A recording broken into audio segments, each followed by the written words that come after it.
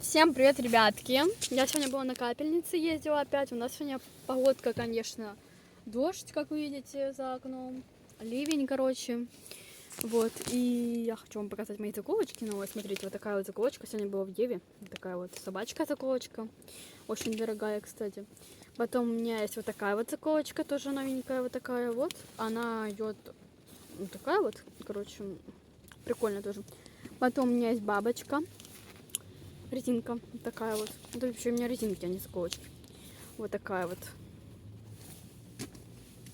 Дальше у меня вот такие вот бантики. Сейчас я вам покажу.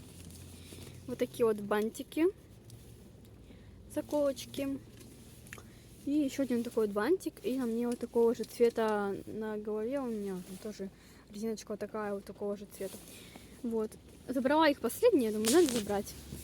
Вот, открыла уже одну, правда, вот так вот. Короче, вот такие вот у меня заколочки. Еще плюс вот такая вот заколочка очень красивая, тоже очень классная. Вот. Такая вот заколочка. Красивенькая, необычная.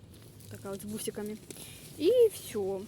Ну и моя вот эта вот резиночка. Вот такие вот дела. Короче, сегодня я ездила на капельницу. У меня такая слабость, конечно, после капельницы. Потому что меня, видать, расслабило. Короче, вот так все, ребятки, родители идут. Они ходили в Априон за хлебом. Всем пока. Ставьте пальчики вверх, подписывайтесь. Всем пока.